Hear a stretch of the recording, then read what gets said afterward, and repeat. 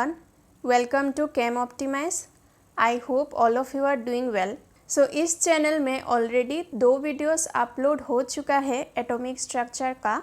आज हम लोग स्टार्ट करेंगे atomic structure part 3. So atomic structure का पार्ट 2 का जो वीडियो था वहाँ पे हम लोग ने एंडिंग किया था कि कैसे quantum mechanics came into picture.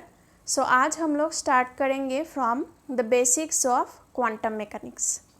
सो मेरे चैनल में ऑलरेडी क्वांटम मैकेनिक्स का बेसिक्स का एक वीडियो अपलोड हो चुका है, that is the quantum mechanics part 1. आप लोग क्वांटम मैकेनिक्स के प्लेलिस्ट में जाके क्वांटम मैकेनिक्स का पार्ट 1 जो वीडियो है वो चेकआउट कर सकते हैं, क्योंकि वहाँ पे मैंने इन डिटेल्स पूरा basics of quantum mechanics discuss किया है. सो इन डिटेल्स अगर आप लोग को समझना है चीज़ों को तो वो वीडियो आप लोग ज़रूर देखें. आई विल रेकमेंड कि इस वीडियो के साथ साथ आप लोग एक बार वो वीडियो भी देख लें, ताकि आप लोग को विविड एंड क्लियर आइडिया हो जाए about the basics of quantum mechanics. मैं इस वीडियो के डिस्क्रिप्शन बॉक्स में उस क्वांटम मैकेनिक्स पार्ट 1 का वीडियो का भी लिंक डाल दूँगी, और उसके साथ साथ आप लोग को इस लेक्चर वीडियो का PDF नोट्स भी मिल जाएगा in the description box of this video. So let's start now. So last class में हम लोगों ने देखा था how quantum mechanics comes into picture. So आज हम लोग स्टार्ट करेंगे from the basics of quantum mechanics. So quantum mechanics समझने से पहले हम लोग को एक बेसिक आइडिया होना पड़ेगा about a thing that is a wave function. So मैंने इसके बारे में in details quantum mechanics part 1 जो वीडियो है वहाँ पे डिस्कस किया है. यहाँ पे मैं इन शॉर्ट डिस्कस कर लेती हूँ about the wave function. So in classical mechanics जब हम लोग किसी बॉडी का, मूविंग बॉडी का ट्राजेक्टरी जो है, trajectory means the path travelled, वो जब हम लोग डिस्कस करते हैं या फिर डिस्क्राइब करते हैं तब वी यूज़ डिस्टेंस, या फिर हम लोग बोल सकते हैं इन क्लासिकल मैकेनिक्स हम लोग एक बॉडी का ट्राजेक्टरी एग्जैक्टली डिफाइन कर सकते हैं. We can define the trajectory exactly. But in quantum mechanics जो है, in quantum mechanics we can't define the trajectory exactly. हम लोग क्या बोलते हैं कि एक पर्टिकुलर वॉल्यूम में एक पार्टिकल, किसी एक पार्टिकल का एक जगह में रहने का प्रोबेबिलिटी या फिर चांसेस कितना है, उस लैंग्वेज में हम लोग बात करते हैं इन quantum mechanics. So in quantum mechanics we talk about probabilities of finding a particle in a particular point at a particular time. So वो probability हम लोग को कहाँ से मिलता है? वो probability हम लोग को मिलता है from the wave function, and that is denoted by the symbol psi. So wave function gives us an idea about the physical state of a system.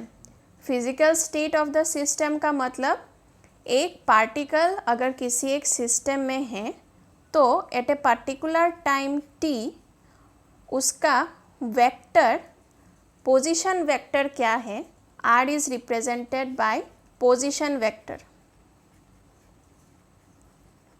and this position vector depends upon the coordinates of the particle, that is x y z. अगर वो 3 dimension में घूम रहा हो, और अगर वो किसी एक पर्टिकुलर डिमेंशन में घूम रहा हो तो x के ऊपर डिपेंड करेगा, या फिर y के ऊपर डिपेंड करेगा, या फिर z के ऊपर डिपेंड करेगा. So this wave function is a function of the position vector and the time t. the position vector of the particle at the time t. So ये wave function हम लोग को आइडिया देता है about the physical state of the system. Physical state of the system means at a particular time उस particle का position vector के बारे में हम लोग को एक आइडिया देता है.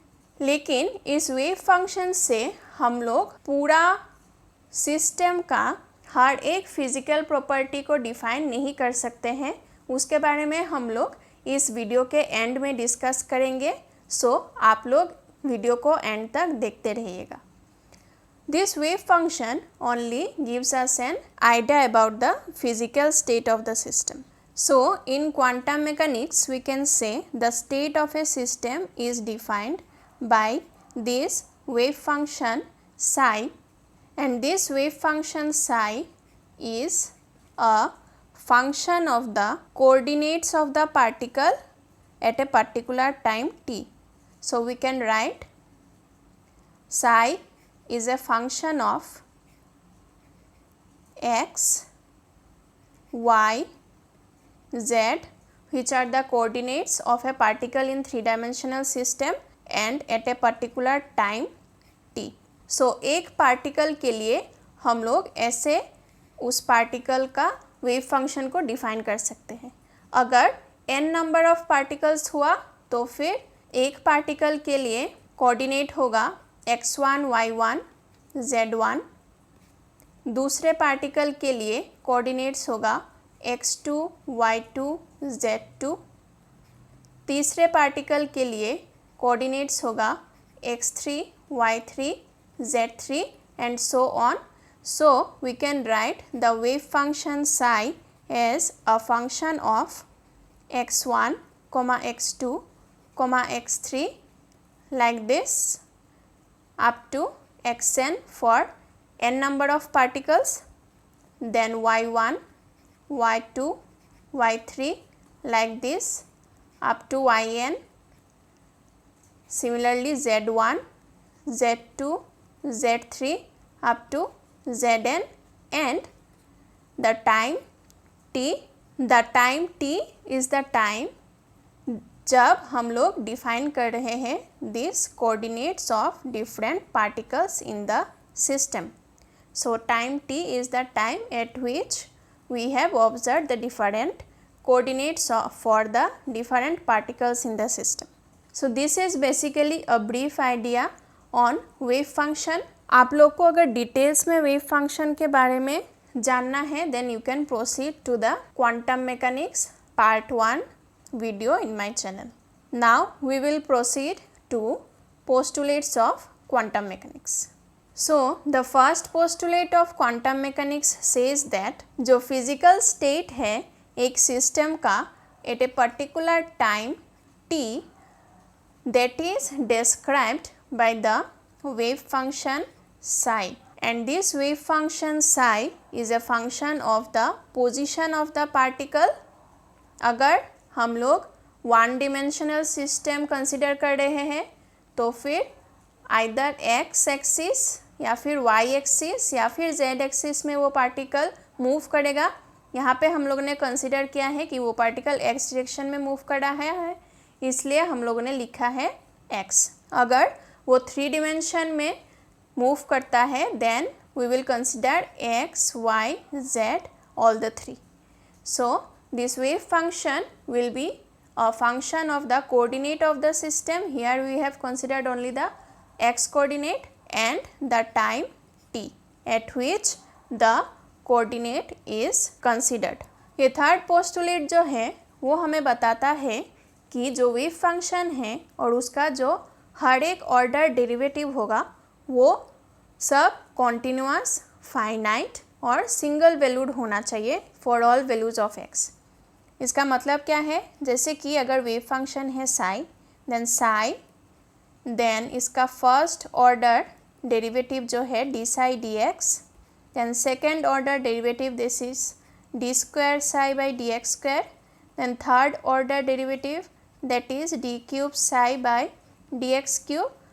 हर एक ऑर्डर डेरिवेटिव को क्या होना पड़ेगा, फर्स्ट ऑफ ऑल कॉन्टिन्यूअस होना पड़ेगा, देन फाइनाइट होना पड़ेगा एंड देन सिंगल वैल्यूड होना पड़ेगा. सो हर एक क्राइटेरिया क्यों ऐसे होना चाहिए मैंने इन details quantum mechanics part 1 video में डिस्कस किया है, आप लोग वहाँ से देख सकते हैं. सो all this derivatives and the wave function itself should be continuous, finite and single valued. Continuous means अगर एक plot है ऐसे, this is the x coordinate and this can be psi or d psi dx or d square psi by dx square, anything. So continuous का मतलब ये है कि ऐसे कोई ग्राफ होना चाहिए. This is a continuous graph. अगर हम लोग इसको ऐसे लिखें then it will be discontinuous. If we write like this then also it will be discontinuous. मैंने डिफरेंट प्लॉट लेके क्वांटम मैकेनिक्स पार्ट 1 जो वीडियो है वहाँ पे डिस्कस किया है कौन सा कॉन्टिन्यूअस होता है कौन सा डिसकॉन्टिन्यूअस होता है. उसके बाद फाइनाइट मीन्स उसका एक बाउंड्री कंडीशन रहना पड़ेगा. Like it should be finite. जैसे कि यहाँ पे अगर एक कोऑर्डिनेट पकड़ ले a1 और x1 और यहाँ पे एक कोऑर्डिनेट पकड़ ले अगर हम लोग, so this function should be continuous and finite between this two points. So this two points के बीच में रहना पड़ेगा इस वेव फंक्शन को या फिर उसके हर ऑर्डर डेरिवेटिव्स को. देन फॉर सिंगल वैल्यूड हम लोग को ऐसे देखना पड़ेगा कि एक पोजीशन के लिए, जैसे कि अगर इस डायरेक्शन में पोजीशन हो और इस डायरेक्शन में साई या फिर साई का डेरिवेटिव हो, सो for a particular position we have to get a particular value of psi or d psi dx only. जैसे कि अगर हम लोग ये प्लॉट पकड़ ले, सो अगर ये पोजीशन हम लोग कंसिडर करें तो इसके लिए यहाँ पे एक वैल्यू मिल रहा है हम लोग को psi का, यहाँ पे भी एक वैल्यू मिल रहा है psi का और यहाँ पे भी एक वैल्यू मिल रहा है psi का. So this can not be the plot of a wave function और its derivative. It should be single valued. जैसे कि यहाँ पे अगर हम लोग ये वाला कोऑर्डिनेट कंसिडर करें तो this is a single value of psi और डी साई डी एक्स. तो हर एक कोऑर्डिनेट के लिए हम लोग को only one particular value of psi और डी साई डी एक्स मिलना चाहिए और any other higher order derivatives of psi मिलना चाहिए. सो नेक्स्ट पोस्टुलेट जो है यहाँ पे हम लोग को पहले एक टर्म समझना पड़ेगा that is observable. So in quantum mechanics observable is anything that changes with motion. Changes with motion like position. Position is an observable और मोमेंटम और काइनेटिक एनर्जी और potential energy. So these are some observables in quantum mechanics.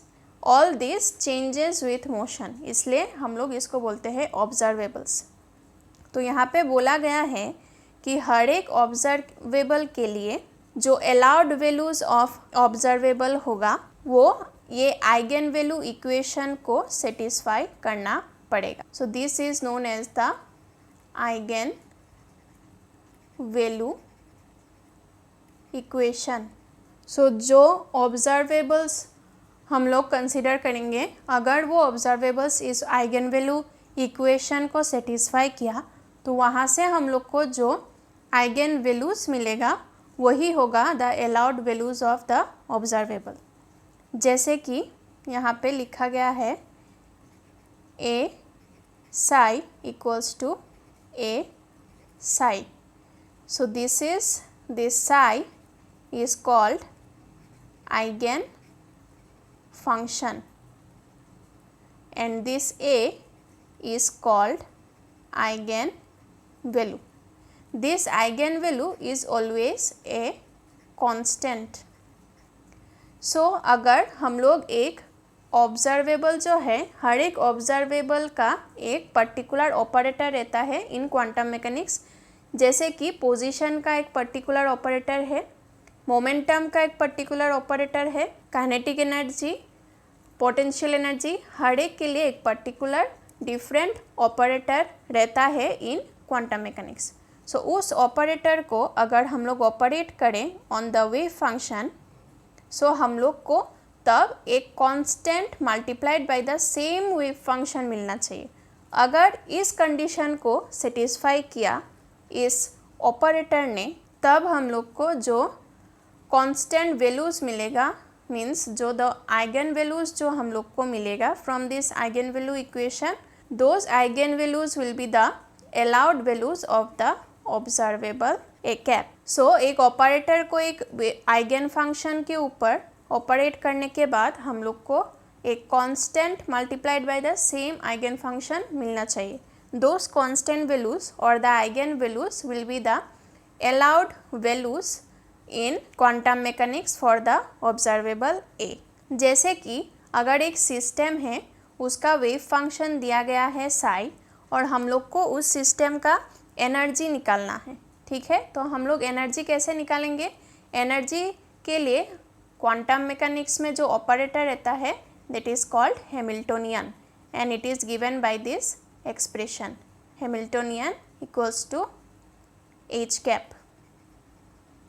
So Hamiltonian operator को जब हम लोग इस wave function के ऊपर ऑपरेट करेंगे, तब हम लोग को एक कांस्टेंट क्वांटिटी मिलेगा multiplied by the same wave function. So this constant quantity gives us the energy of the system. So अगर हम लोग को एनर्जी निकालना है किसी एक सिस्टम का, सो हम लोग कैसे निकालेंगे energy? We have to operate the Hamiltonian operator on the wave function. Similarly हर एक physical property like momentum, kinetic energy, potential energy, हर एक के लिए डिफरेंट ऑपरेटर है। तो हम लोग को जब एक सिस्टम का वो फिजिकल प्रॉपर्टी निकालना है, तब हम लोग उस फिजिकल प्रॉपर्टी का जो ऑपरेटर रहेगा in quantum mechanics, we have to operate that operator on the eigen function, then we will get the eigen values. So this E is the energy eigen value.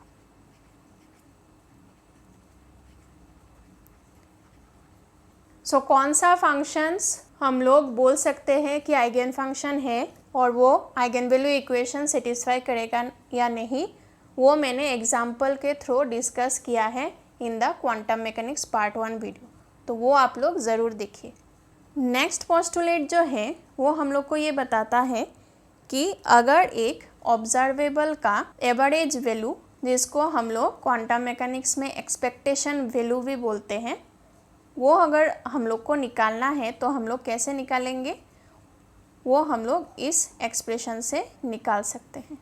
So this expression will give us the average value और expectation value of any observable. हम लोग को क्या करना पड़ेगा? अगर एक observable है A, this average value is given by this notation, we have to take the integration over whole space. यहाँ पे -∞ टू +∞ दिया गया है होल स्पेस। अगर कोई सिस्टम है, जैसे कि मान लीजिए अगर 1 डिमेंशनल बॉक्स है, 1D बॉक्स, जिसका लेंथ है 0 to L, this length is L, तो तब हम लोग जो इंटीग्रेशन लेंगे वो लेंगे फ्रॉम 0 to L। यहाँ पे the whole space is 0 to L। यहाँ पे हम लोग ने कंसिडर किया है कि एक वेव फंक्शन है साई, जिसका होल स्पेस है फ्रॉम -∞ टू +∞।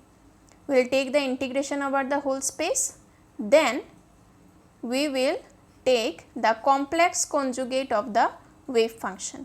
Complex number सबको पता है, so we will take the complex conjugate of this wave function. Quantum mechanics में बहुत सारा वेव फंक्शंस में कॉम्प्लेक्स पार्ट और रियल पार्ट रहता है, सो हम लोग को कॉम्प्लेक्स कॉन्जुगेट लेना पड़ता है।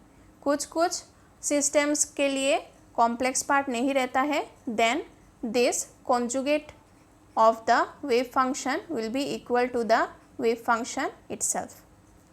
So psi star, which is the complex conjugate, multiplied by the operator of the observable multiplied by the wave function itself and then the volume element। यहाँ पे 1D सिस्टम हमने कंसिडर किया है इसलिए dx consider किया है यहाँ पे। अगर ये 3D सिस्टम होता तब x, y, z सब कोऑर्डिनेट होता, उसके लिए हम लोग जो वॉल्यूम एलिमेंट लेते हैं दैट इज़ डी टाउ। सो अगर ये 3D सिस्टम होता तो हम लोग यहाँ पे लिखते डी टाउ, ठीक है। So this is the volume element. तो ऐसे हम लोग निकाल सकते हैं एक्सपेक्टेशन वैल्यू और average value of any operator. Next will discuss the time independent Schrödinger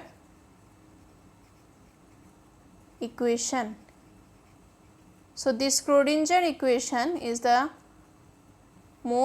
one of the most famous equations in quantum mechanics। तो यहाँ पे बेसिक जो है Schrödinger equation वो हम लोग को कंसिडर करना है, तो हम लोग यहाँ पे इसलिए टाइम इंडिपेंडेंट ले रहे हैं। अगर टाइम डिपेंडेंट जो Schrödinger इक्वेशन है वो बहुत कॉम्प्लिकेटेड है, वो हम लोग को अभी ज़रूरत नहीं है। सो सिलेबस में टाइम इंडिपेंडेंट Schrödinger इक्वेशन जो है वही मेंशन किया गया है and we will discuss that. So the time independent Schrödinger equation is expressed by d square psi by d x square plus d square psi by d y square plus d square psi by d z square plus 8 pi square m by h square into E minus V psi equals to 0। This expression that is D square psi by d x square plus d square psi by d y square plus d square psi by d z square that is written by an expression that is given by this operator which is called Laplacian operator। so इसको हम लोग ऐसे भी लिख सकते हैं plus 8 pi square m by h square E minus V psi equals to 0। So यहाँ पे हम लोग सब टर्म्स का मीनिंग समझ लेते हैं। This is called the Laplacian operator and it is given by d square by dx square plus d square by dy square plus d square by dz square। जब हम लोग यहाँ पे हर एक टर्म में साई इंक्लूड करेंगे तो यहाँ पे भी हम लोग साई इंक्लूड कर लेंगे। m is the mass of the particle, जो पार्टिकल के ऊपर हम लोग अप्लाई करेंगे ये Schrödinger इक्वेशन। सो उस पार्टिकल का mass is given by this m। Then h तो हम लोग को पता है, h is Planck's constant. Then capital E is the total energy of the system and capital V is the potential energy of the system. So basically this is the expression of the time independent Schrödinger equation। इस time independent Schrödinger equation को apply करके किसी system के ऊपर हम लोग different properties study करते हैं of the system. So last एक टॉपिक जो डिस्कस करना है that is the difference between Sai and psi square। So basically what are the significance of psi and psi square वो हम लोग को समझना है। So psi ऑलरेडी हम लोग ने डिस्कस किया है। This gives us an idea about the physical state of the system। एक सिस्टम का फिजिकल स्टेट कैसा है एट ए पर्टिकुलर टाइम, उसके बारे में हम लोग को एक बेसिक आइडिया देता है दिस psi। सो इस साई से हम लोग कोई फिजिकल प्रॉपर्टी डायरेक्टली डिड्यूस नहीं कर सकते हैं। So this psi has no physical significance, but हम लोग ने ऑलरेडी डिस्कस कर लिया है in the starting of this video कि क्वांटम मैकेनिक्स में हम लोग बोलते हैं वी टॉक अबाउट प्रोबेबिलिटी की एक पार्टिकल का प्रोबेबिलिटी या फिर चांस कितना है एक पोजीशन में रहने का at a particular time, we talk about that. So psi square जो है, psi square gives us an idea about the probability of a system. So probability जो है वो भी मैंने डिस्कस किया है in details in the part 1 of quantum mechanics in this channel. So वहाँ से आप लोग इन डिटेल्स आइडिया ले सकते हैं about the probability. So briefly अगर मैं बोलूँ यहाँ पे, so probability is given by mod of psi square. So एक सिस्टम में एक पर्टिकुलर पॉइंट में एक पर्टिकुलर टाइम में वहाँ पे मिलने का चांसेस उस पर्टिकुलर पार्टिकल का कितना है। अगर हम लोग बात करें, ये एक सिस्टम है, यहाँ पे एक पार्टिकल है जैसे कि एक इलेक्ट्रॉन है। सो इस पोजीशन में इस particle that is this electron का मिलने का चांसेस कितना है, that is given by the expression psi square.